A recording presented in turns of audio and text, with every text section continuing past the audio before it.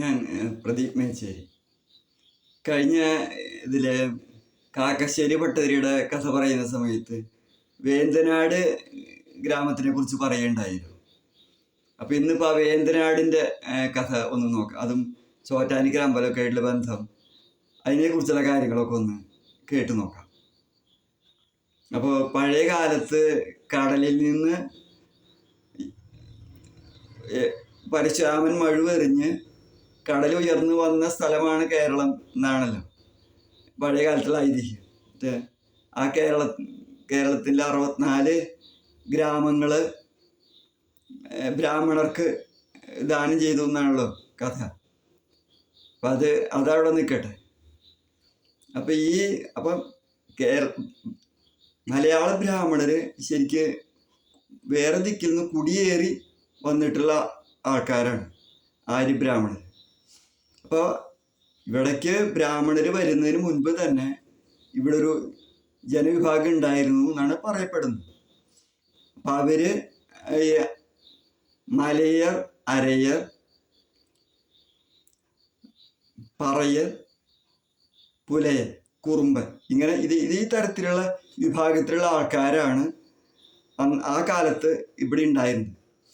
അപ്പം അതിനുശേഷം ആണ് ആര്യ ബ്രാഹ്മണർ കേരളത്തിലേക്ക് വേറെ ദിക്കിൽ നിന്ന് വന്നു ചേരുന്നു.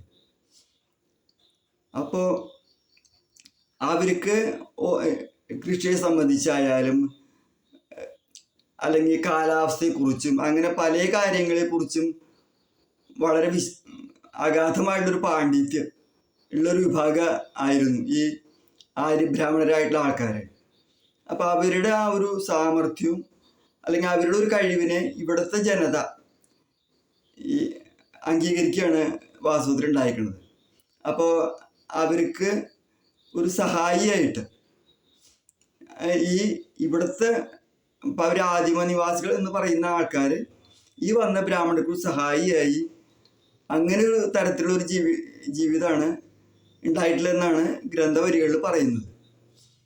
അപ്പം അങ്ങനെ അവർ ജീവിച്ച് അപ്പം അവരുടേതായിട്ടുള്ള ഈ ബ്രാഹ്മണർക്ക് ഒരു ജനാധിപത്യ രീതിയിൽ തന്നെ ഒരു ഭരണം അവരന്ന് അങ്ങനെ കേരളത്തിൽ നടത്തിയിരുന്നു. അപ്പം അതിനെ ഇവിടുത്തെ ആദിമ നിവാസികൾക്കാണെങ്കിൽ അപ്പം അത്രയ്ക്ക് ഇതിനെക്കുറിച്ചൊന്നും അറിവില്ലാത്തതുകൊണ്ട് ആണെങ്കിൽ അവർ ഇതിനെ പൂർണ്ണമായിട്ട് അംഗീകരിച്ച് ആണ് അവരുടെ ഒരു രീതി. അപ്പം അങ്ങനെ രണ്ട് കൂട്ടരും യോജിച്ചിട്ട് തന്നെ എന്നാൽ കുറച്ചൊരു അധികാരം ആര്യബ്രാഹ്മണർക്ക് ഉണ്ടായിരുന്ന പോലെയാണ് അന്നത്തെ ഒരു ഭരണക്രമം ഉണ്ടായിരുന്നെന്ന് പറയപ്പെടുന്നു. അപ്പം അങ്ങനെ കുറേ കാലം അങ്ങനെ ഭരണം നടക്കുകയാണ്. അപ്പം അങ്ങനെ ഇരിക്കുമ്പോൾ ഉള്ളിലുള്ള വഴക്കുകൊണ്ടോ എന്തുകൊണ്ടോ അവരുടെ ഇടയിൽ 2 ഗ്രൂപ്പായിട്ട് തിരിഞ്ഞു. അത് ശുഗപുരം ഗ്രാമവും അതേപോലെ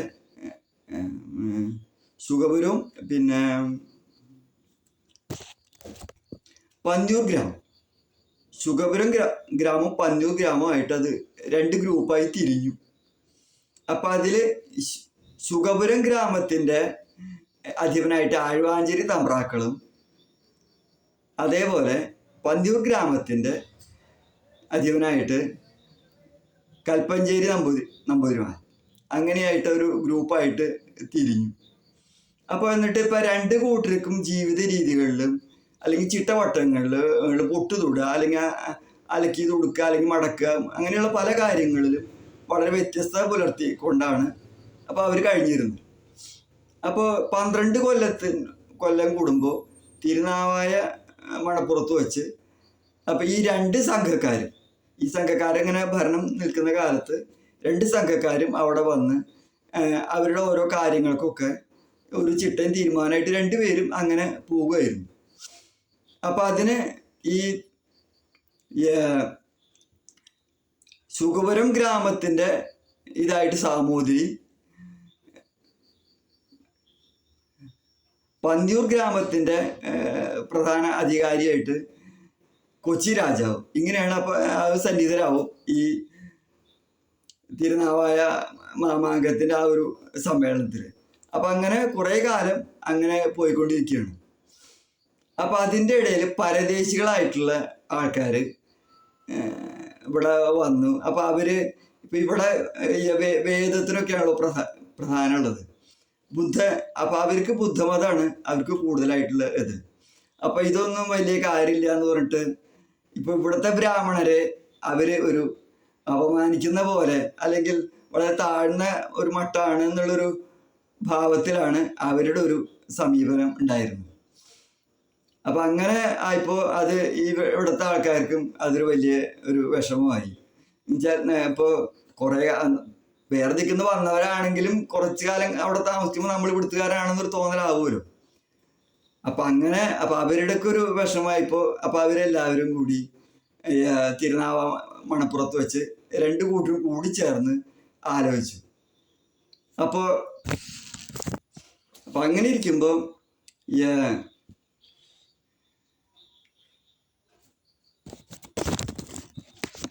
ശുഗവരം ഗ്രാമക്കാര് നരസിംഹമൂർത്തി ഉപാസിച്ചു തുടങ്ങി. അതേപോലെ പന്നിയൂർ ഗ്രാമക്കാര് വരാഹമൂർത്തി, വാരാഹം പന്നി. അപ്പോൾ അതൊരു യോജിപ്പുണ്ട്. അപ്പോൾ ഈ ഒരു ഉപാസന തുടങ്ങിയതോടുകൂടി കുറേ കാലത്തേക്ക് വിദേശത്തു നിന്നുള്ള ആൾക്കാരുടെ വരവ് ഒക്കെ ഒന്ന് കുറഞ്ഞു ഇല്ലാത്ത പോലെ തന്നെയായി. പക്ഷെ അപ്പോൾ അവരും ആലോചിക്കുന്നുണ്ട് ഇപ്പം എന്താ അതിനൊരു വഴി എന്നായിട്ട്. അപ്പം അങ്ങനെ വന്നപ്പോൾ അവർ ഈ പന്നൂർ ഗ്രാമക്കാരെയും ശുഗവരം ഗ്രാമക്കാരെയും കൂടി അതിൽ പന്നൂർ ഗ്രാമക്കാരെ കൂടി അപ്പോൾ അവരോട് പറഞ്ഞു, നിങ്ങൾക്ക് ഈ പന്നൂർ നരസിംഹമൂർത്തിയുടെ ഒരിത്തിരി പ്രശ്നമാണ്, അപ്പോൾ അതിനെ ഒഴിവാക്കണം നല്ലതെന്ന് ഒരു ഗ്രൂപ്പിനെ പറഞ്ഞ് ബോധ്യപ്പെടുത്തി. അപ്പം അങ്ങനെ വന്നപ്പോൾ കുറച്ച് കൂട്ടർ ഈ പന്നിയൂർ നരസിംഹമൂർത്തി എടുത്ത് കളയാമെന്ന് ഒരു വിഭാഗക്കാരും, മറ്റു വിഭാഗക്കാർ അതല്ല, പഴയ പോലെ തന്നെ പൂജ നടത്തണം, എന്നാലേ നമുക്ക് ഐശ്വര്യം ഉണ്ടാവുള്ളൂ, അതിന് ദോഷമൊന്നും വരുത്തരുതെന്ന് രണ്ട് ഗ്രൂപ്പ് പോയി. പക്ഷെ ഇപ്പം ഇതിൽ പ്രബലമായിട്ടുള്ള ഗ്രൂപ്പ് ഇത് വരാഹമൂർത്തി ഇല്ലായ്മ ചെയ്യണം എന്നുള്ള ഒരു വിഭാഗക്കാരെ. അപ്പം അങ്ങനെ അവരൊക്കെ കൂടി ഈ വരാഹമൂർത്തിയുടെ ഉപാസനയും ഇതെല്ലാം ഒഴിവാക്കി. അപ്പം അങ്ങനെ പന്നൂർ ഗ്രാമക്കാർ ഈ വരാഹമൂർത്തി ഒഴിവാക്കി.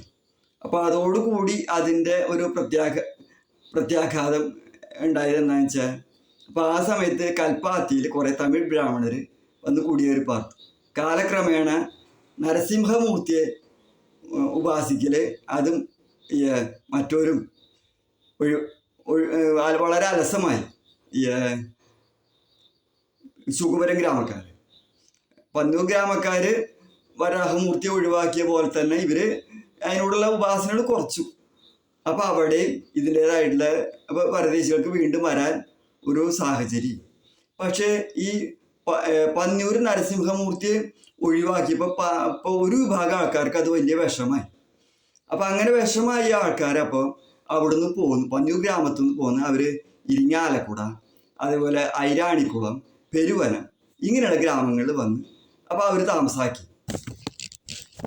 അങ്ങനെ പുറപ്പെട്ടു പോകുന്ന നമ്പൂതിരിമാരിൽ 7.5 ഗ്രാമം അങ്ങനെ ഗ്രാമക്കാരായ നമ്പൂതിരിമാരുണ്ട്. അപ്പോൾ അവർ കാഞ്ഞിരമിറ്റത്തിനും അതേപോലെ ആലുവപ്പുഴയ്ക്കും ഇടയിൽ കുറച്ച് സ്ഥലത്താണ് അവർ താമസാക്കിയത്.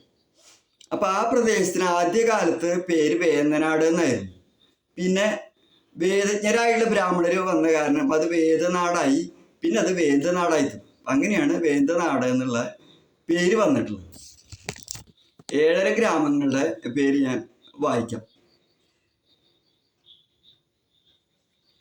തോട്ടര, രാമമംഗലം, ആയാങ്കുടി, ഏകാദശി, പെരുമ്പിള്ളി, എരവു, മുരിയമംഗലം, പാളും. ഈ 7.5 ഗ്രാമങ്ങളിൽ പെരുമ്പിള്ളി ഗ്രാമത്തിൻ്റെ നടുവിലാണ് ചോറ്റാനിക്കര ക്ഷേത്രം സ്ഥിതി ചെയ്യുന്നത്. ഇതാ. അപ്പം അങ്ങനെയാണ്. ഇനിയിപ്പോൾ കുറച്ച് ഭാഗം കൂടി ഉണ്ട്, അത് അടുത്ത ഭാഗത്തിൽ നോക്കാം. അപ്പോൾ എല്ലാവരും അഭിപ്രായങ്ങളൊക്കെ രേഖപ്പെടുത്താൻ